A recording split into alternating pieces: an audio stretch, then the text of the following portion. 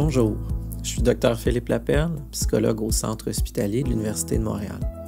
Je vais vous parler aujourd'hui du trouble de la personnalité narcissique. Pour bien comprendre le trouble de la personnalité narcissique, il est nécessaire dans un premier temps de saisir ce que sont la personnalité et le narcissisme. La personnalité est ce qui nous définit et nous différencie.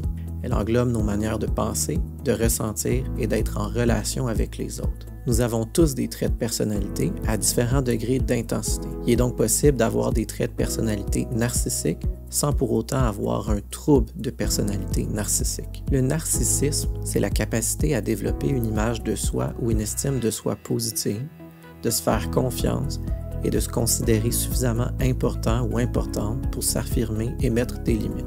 Une certaine dose de narcissisme est donc nécessaire et on parle alors de narcissisme sain ou normal. On commence à parler de narcissisme problématique, pathologique ou de trouble de personnalité narcissique quand la question de l'image et de l'estime a des impacts très négatifs sur soi-même et sur les autres. Ainsi, les personnes qui ont un trouble de personnalité narcissique sont très sensibles à la critique, au sentiment d'humiliation ou aux situations qui peuvent générer de la honte. Pour sentir qu'elles ont de la valeur, elles cherchent beaucoup la valorisation, l'admiration et à être meilleures que les autres. Je vous donne un exemple. Imaginons que je reçois une critique d'un collègue de travail et que ça déclenche des sentiments de honte et de dévalorisation très vifs.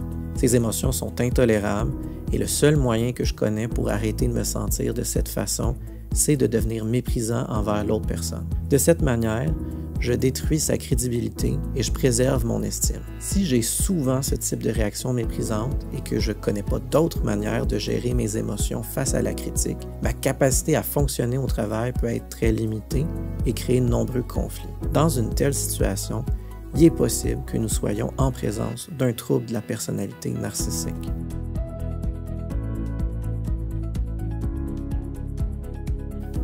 On ne connaît pas les causes exactes du trouble de la personnalité narcissique, mais on s'entend généralement sur le fait que l'hérédité et le milieu familial jouent un rôle important.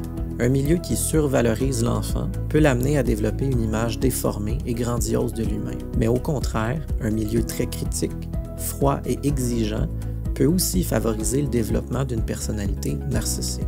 L'enfant a alors une image négative de lui-même et il peut chercher continuellement la réussite et l'exploit pour se valoriser et réparer son sentiment bien caché de faible valeur.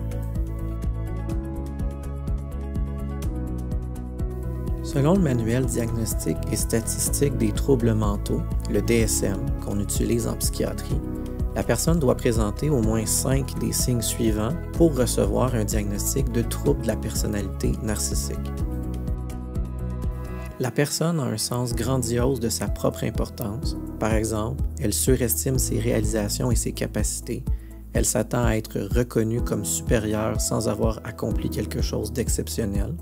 La personne est absorbée par des fantaisies de succès illimité, de pouvoir, de splendeur, de beauté ou d'amour idéal. Elle pense être spéciale et unique et ne pouvoir être admise ou comprise que par des institutions ou des gens spéciaux et de haut niveau. Elle a un besoin excessif d'être admirée. Elle pense que tout lui est dû, elle s'attend sans raison à bénéficier d'un traitement particulier et à ce que ses désirs soient automatiquement satisfaits. Elle exploite l'autre dans ses relations, elle utilise l'autre pour parvenir à ses propres fins. Elle manque d'empathie, elle n'a pas d'intérêt pour les sentiments et les besoins des autres. Elle envie souvent les autres et croit que les autres l'envient. Elle a une attitude et des comportements arrogants et hautains. Ces signes et symptômes ne sont que la partie visible de l'iceberg. Il ne faut pas oublier que la personne narcissique agit ainsi pour maintenir une image positive d'elle-même. Par exemple, la personne narcissique a le potentiel d'être empathique, mais elle se coupe de cette partie d'elle-même. Ça lui permet de mettre les autres à distance et d'éviter d'être humiliée par eux. Donc, derrière le manque d'empathie se cache une grande peur de s'attacher et d'être blessé. Il est important de souligner que les symptômes que je viens d'énoncer font référence aux troubles de personnalité narcissique dits grandioses. De plus en plus, les chercheurs parlent d'autres formes de troubles de personnalité narcissique, dont la forme vulnérable. La personne souffrant d'un trouble de personnalité narcissique vulnérable peut aussi avoir des idées de grandeur, mais elle ne les mettra pas de l'avant.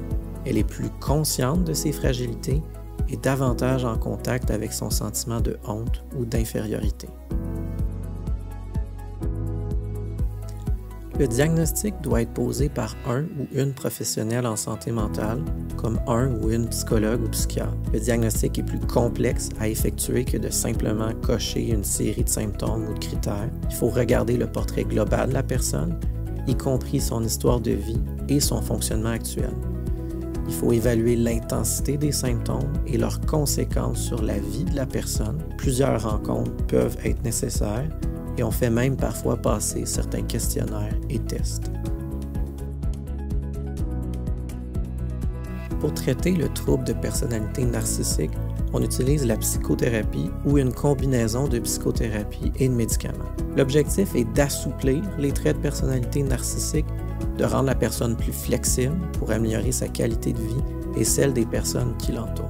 Il nous faut encore faire de la recherche pour déterminer les meilleures formes de psychothérapie, mais pour l'instant, les approches psychodynamiques, cognitivo-comportementales ou intégratives se sont montrées intéressantes. Il existe beaucoup de fausses idées et de préjugés face à ce trouble. On entend souvent les expressions « pervers narcissique » ou « personnalité toxique », mais il ne faut pas utiliser ces expressions-là à la légère. Les gens qui côtoient une personne ayant un trouble de personnalité narcissique peuvent en souffrir, mais sachez que les personnes qui vivent avec ce trouble en souffrent également. Même si cette souffrance peut se cacher derrière des comportements désagréables, elle n'en demeure pas moins très réelle pour la personne qui la vit.